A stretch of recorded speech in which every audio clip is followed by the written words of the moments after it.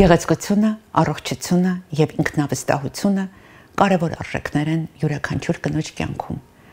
Երբեմն ավելորդ կիլոգրամները ազդում են դրանց վրա։ Հայտնի վիրաբույժ Լևոն Գրիգորյանին հազարավոր կանայք վստահում են իրենց առողջությունը եւ փոխում իրենց կյանքի որակը։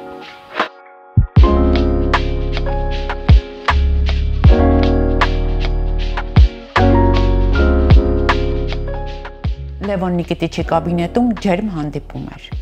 Նրան այցելել էր իր նախկին պացիենտը,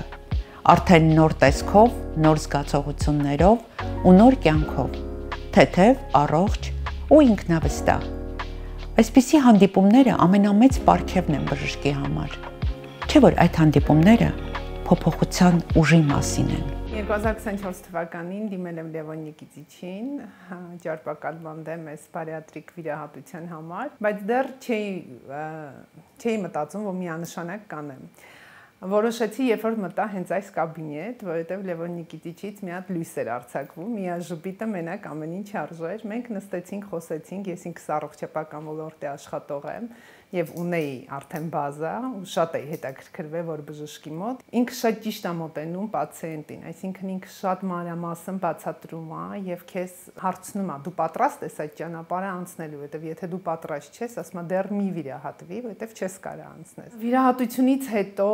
երկու էջանոց թերթով ամեն ինչը մանրամասն գրած, որ օրը ինչ պետք է ուտել, քանի գրամից պետք է սկսել, ոնց անել, այդ ամեն ինչը քեզ տրվում է եւ բացատրվում է եւ դու կապի մեջ ես քո բժշկի հետ։ Մեկ տարվա ընթացքում ես գցել եմ 52 կիլոգրամ քաշ, ապրելակերպս փոխվել է լրիվ, առողջականս ամենաառաջինը, որովհետև ես ինքս 18 ցուցանիշ ՏՏԳ-ով եկել եմ վիրահատության, դա խայտարակտիվ է, հիմա իմ ցուցանիշը 1.5-2-ի մեջ է տատանվում։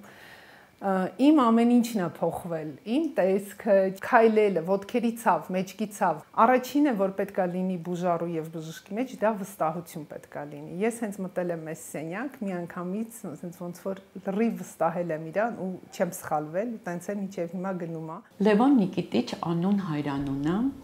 այսօր բրենդ է արդեն ոլորտում եւ ձեզ վստահում են հազարավորները։ Այ զգացողությունը, որ դու շատ պահանջված մասնագետ ես։ Դա մի կողմից իհարկե լավ է եւ ցանկացած մասնագետ կարծում եմ, ով փորձում է կարողանալ իր ոլորտում,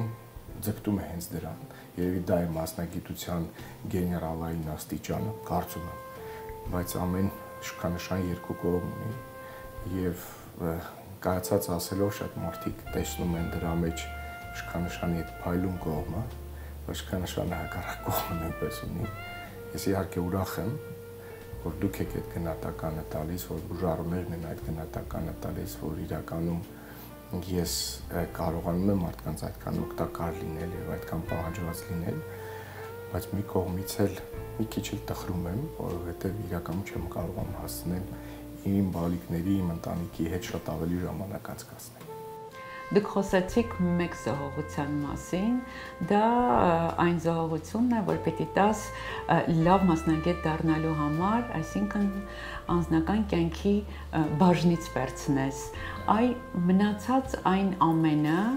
ինչ ձեզ բերել հասցրել է այս հաջողության ճանապարհին, հա, հաջողության բանաձևը։ Դեք ինչ, երևի թե առաջինը ես պարտական եմ իմ գեներին եւ իմ ծնողներին, որովհետեւ իմ ծնունդն է կանխորոշել իմ ճանապարհի սկիզբը։ Իհարկե դրանից հետո այն դաստիարակությունը եւ կրթությունը, որը որ ես ստացել եմ, որովհետեւ երևի թե ես իմ ընտանիքում եթե չտեսնեի իմ ծնողների օրինակը, չնայած մենք չունենք բժիշկներ մեր շարքերում, ես միակն եմ դեռ որ, բայց ապրելու այն ձևը, ապրելու այն գաղափարախոսությունը, որոնք որ իմ մեջ դրել են իմ ծնողները եւ ես տեսել եմ, ընդօրինակել եմ նրանցից, դա ճանապարհի սկզբի շարունակությունն է։ Չեմ կարող իհարկե չասել, որ ես ինձ համարում եմ աշխատասեր մարդ եւ ինձ համարում եմ պատասխանատու մարդ, միգուցե միտեղ անգամ էլի ինձ վնասող մի ուղղություն է դա կամ բնութագիր է, բայց ես փորձում եմ ամեն ինչը հասցնել կատարյալի աստիճան։ Ինչքան հնարավոր է, բնականաբար ես արդեն այս տարիքում հասկանում եմ, որ կատարյալ բաները կյանքում քիչ են, բայց մենք պետք է փորձենք հասցնենք մեր հնարավորությունների սահմանում դա կատարելի։ Իհարկե հաջորդը դա կրթությունն է, որը ես ստացել եմ եւ իմ ընտանիքի այն մեծ աջակցությունը, որը որ ինձ հասցրել է այնտեղ, որտեղ ես կամ, բայց ես հեռու եմ այն մտքից, որ այս ճանապարհը արդեն կայացել է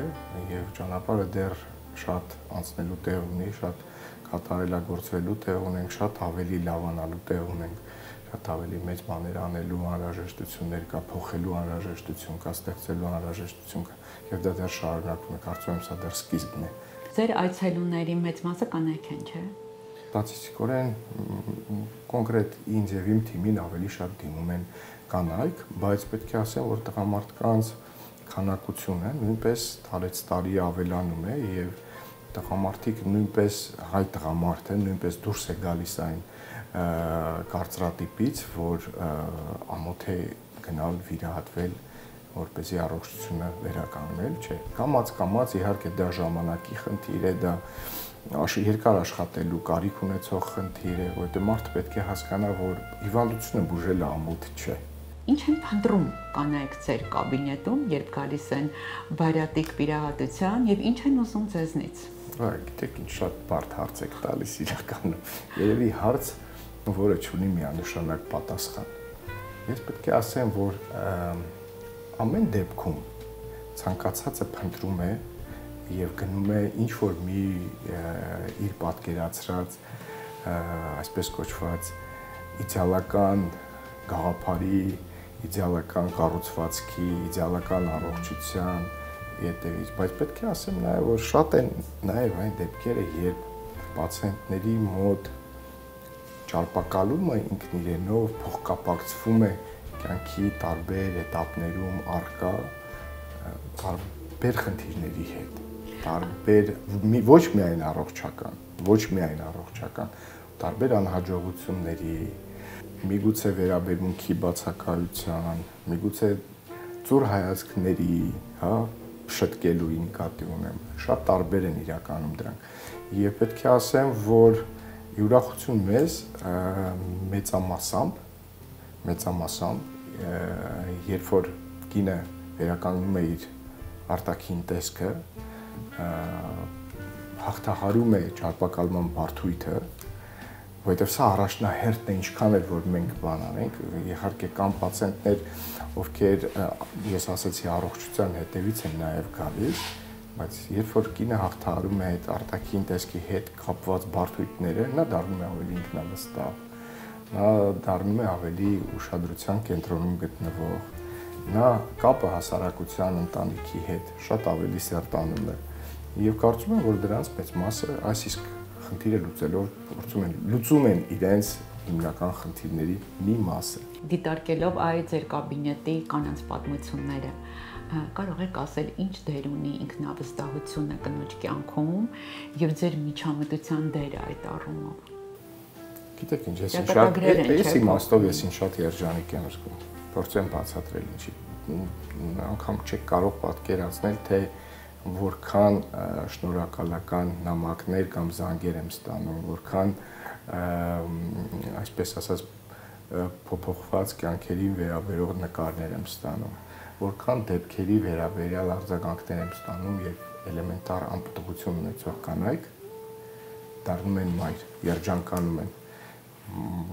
Կին, որը որ տարիներ չի կարողացել հիանալ, բալիկներ ունենալ, վայելել մայրության բերկրանքը, մեկ էլ հոպ կան այսպիսի արդեն կանայք, ովքեր երկրորդ, երրորդ բալիկներ ունեն մեր շրջապատում։ Այնպես որ այս էներգիան, որ ես ստանում եմ, դա բավականին մեծ է եւ դա շատ մոտիվացնող է եւ դա հենց այն ապացույցն է, որ մենք ճիշտ ենք աշխատում։ Բազմիցս կարող եք ուղղակի դրսում հետևել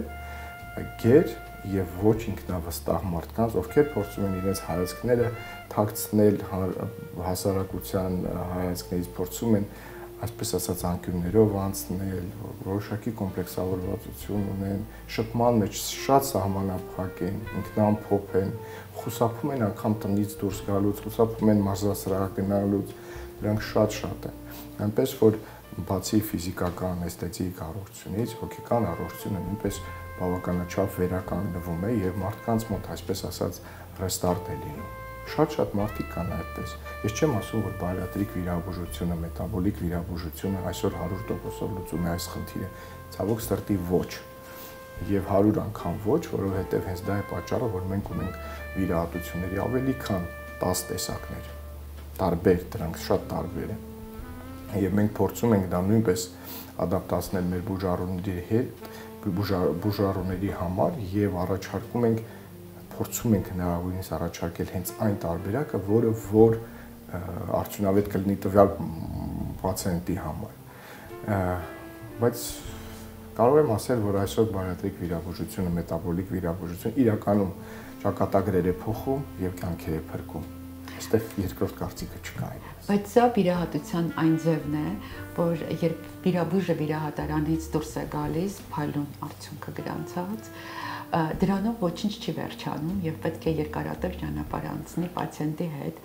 եւ այստեղ պետք է խոսենք երկարատև վստահության մասին, ինչպես է դա ստեղծում։ Շատ հրաշալի հարց եք տալիս եւ դա այն հարցերից մեկն է, որի մասին ես հենց սկսում եմ խոսել իմ բուժառուի հետ առաջին իսկ հանդիպման մասին, որտեղ ցավոք սրտի կա այդպիսի կարծրատիպ, մտածելու ձև եւ կան այդպիսի բժիշկներ, ցավով եմ արձանագրում, ովքեր գովազդում են, որ եկեք, վիրահատվեք եւ այլևս վերջ։ Բոլոր հարցերը լուծված են, դա այդպես չի։ Բարիատրիկ մետաբոլիկ վիրահատությունը ճանապարհի սկիզբն է, ինչպես դուք նշեցիք, եւ դա այն ստարտ կետն է,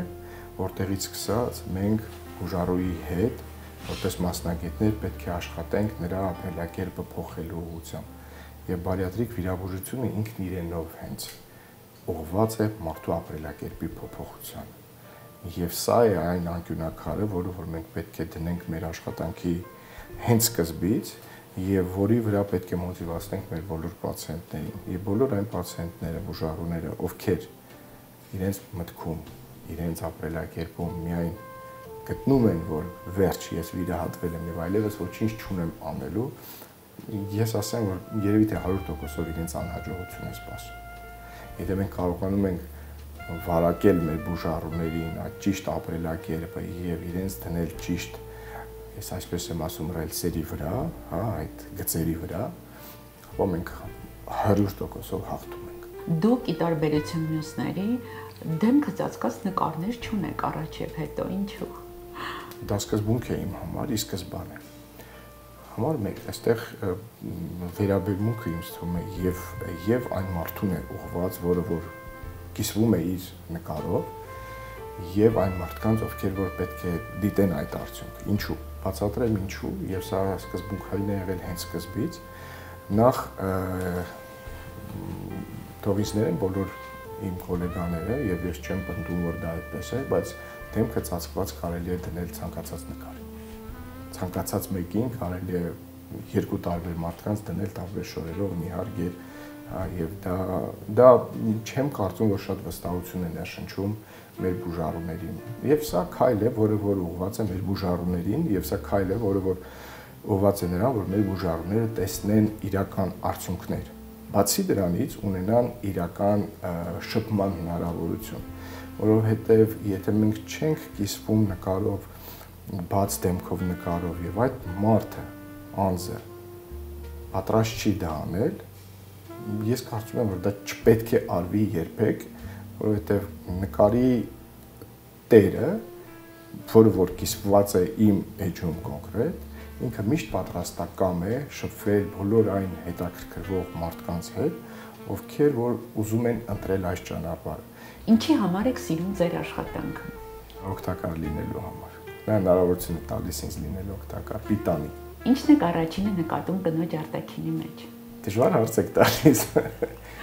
Միգուցե ժպիտը։ Կնոջ կարևորագույն հատկանիշը։ Սիրել եւ սիրված լինել։ Ուժեղ կին թե նուրբ։ Կարծում եմ նուրբ։ Ձեր կյանքի կարևորագույն կանայք։ Իհարկե, իմ մայրը, իմ կինը, իմ աղջիկը։ Կին, ով ամենաշատն է ոգեշնչում։ Կարծում եմ ցանկացած տղամարդ ավելի շատ ոգեշնչվում է իր կնոջից։ Ինչն է կնոջ գլխավոր ուժը։ Երևի թե հենց կին լինելն է, որը որ մոտիվացնում է տղամարդուն